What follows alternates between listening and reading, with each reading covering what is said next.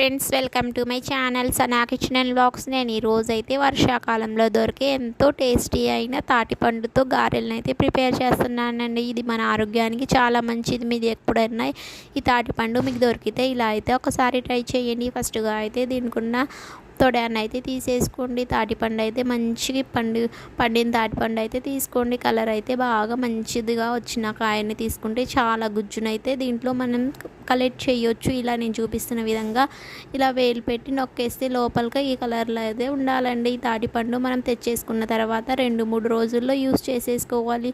లేకపోతే దీంట్లో అయితే అంత టేస్టీగా ఉండదు. ఇదైతే మొత్తం ఒలిసేసుకోండి.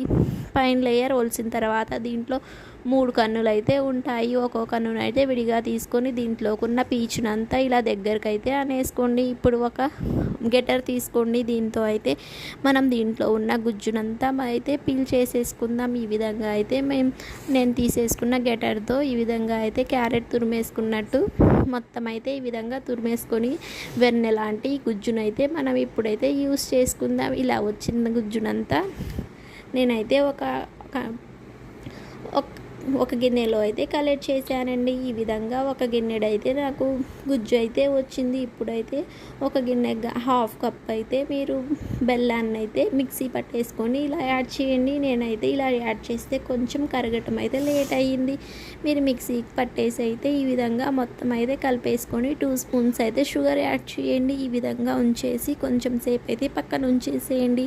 తర్వాత దీనిలోకి 1 కప్పు బియ్యం పిండి, 1 కప్పు అయితే ఉప్మా బొంబాయి రవ్వనైతే యాడ్ చేసుకోండి.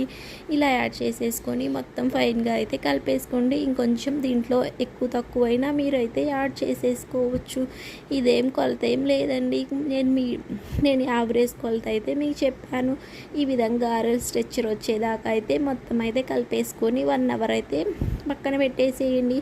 1 గంట ఇది పక్కన పెట్టేస్తే మంచిగా మొత్తం అయితే నానిపోయి మనం తీసుకున్న బొంబాయి రవ్వ అయితే మొత్తం మంచిగా నానిపోయి అయితే గారెలు అయితే బాగా ఉబ్బుతూ టేస్టీగా అయితే వస్తాయండి. 1 అవర్ పక్కన పెట్టేసుకున్న తర్వాత దీన్ని అయితే మనం ఇప్పుడైతే తీసేసుకుందాం. ఈ విధంగా అయితే మంచిగా ఇలా వేలు పెడితే బాగా అయితే నానిపోయి అయితే ఉందండి. ఇప్పుడు ఒక చెయ్యిని కొంచెం వాటర్ వేసుకొని తడిపేసుకొని అయితే ఇలా అయితే గారెలను అయితే చేసేసుకొని కొంచెం మీడియంగా డీప్ ఫ్రై అయిన ఆయిల్లోకి అయితే ఈ గారెలు అయితే యాడ్ చేసేసుకోండి. ఇవి అంత పలచగా కాకుండా అంత మందంగా కాకుండా మీడియంగా అయితే గారెలు అయితే ఈ విధంగా ప్రిపేర్ చేసుకోండి. ఇలా డీప్ ఫ్రై అయిన ఆయిల్లోకి అయితే ఇది వేసేసి మీడియం ఫ్లేమ్లో అయితే బాగా ఎర్రగా కాలేటట్టుగా అయితే వేపేసుకోండి.